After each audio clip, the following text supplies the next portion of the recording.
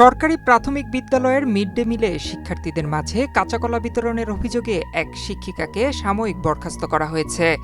এ নিয়ে শিক্ষকদের মাঝে তীব্র প্রতিক্রিয়া দেখা দিয়েছে। মিড ডে মিলে কাঁচাকলা সরবরাহকারী প্রতিষ্ঠানকে শাস্তির আওতায় না এনে শিক্ষিকাকে শাস্তি দেওয়ার প্রশ্ন উঠেছে। কাকে বাঁচাতে এটি করা হলো? শিক্ষকরা বলছেন এটি উদরপিণ্ডি ভুজোর ঘাড়ে চাপিয়ে দেওয়ার মতো ঘটনা। পদ্মা সেতু, মেট্রো রেল এবং এলিভেটেড এক্সপ্রেসওয়ে নির্মাণের গর্বিত অংশীদার বসুন্ধরা সিমেন্ট। 25 এপ্রিল ফরিদপুর শহরের পূর্ব খাবাসপুরে শহীদ সালাউদ্দিন সরকারি প্রাথমিক বিদ্যালয়ে এ ঘটনা ঘটে। ওই দিন শিক্ষার্থীদের মাঝে রুটি ও কাঁচাকলা বিতরণ করা হয়। খাবার অনুপযোগী কাঁচাকলা বিতরণ করায় শিক্ষার্থীদের অভিভাবকদের মাঝে তীব্র ক্ষোভের সৃষ্টি হয়। বিষয়টি সামাজিক যোগাযোগ মাধ্যমে ছড়িয়ে পড়লে তুমুল আলোচনা সৃষ্টি হয়। এই ঘটনাকে কেন্দ্র করে স্কুল শিক্ষিকা গোলাপী বেগমকে সাময়িক বরখাস্ত করা হয়, যা নিয়ে শিক্ষকদের মাঝে বেশ প্রতিক্রিয়া সৃষ্টি হয়। এদিকে কাঁচাকলা সরবরাহকারী প্রতিষ্ঠানকে শাস্তির আওতায় না এনে বিতরণকারী শিক্ষিকাকে সাময়িক বরখাস্ত করায় ফের আলোচনার সৃষ্টি হয়েছে। ক্যামেরার সামনে কথা না বললেও বরখাস্ত হওয়া শিক্ষক জানান, প্রধান শিক্ষক কাঁচাকলা গ্রহণ করেন। দুদিন পর তিনি সেই কলা বিতরণ করেন।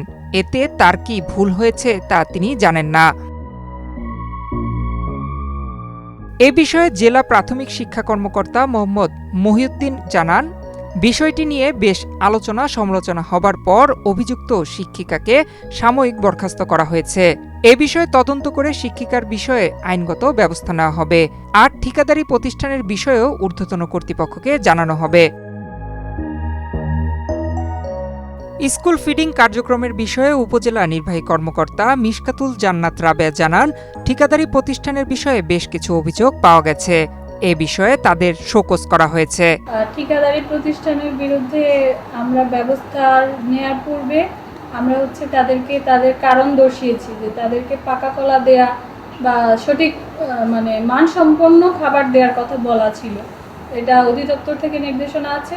তো যেহেতু কাঁচা কলা দিয়েছে তার মানে তারা সঠিক মানের খাবার দেয় নাই। কেন দেয় নাই সেটা তাকে কারণ দর্শিয়েছি আমি। 3 কার্য দিবসের মধ্যে তার রিপ্লাই দেওয়ার কথা বলা আছে।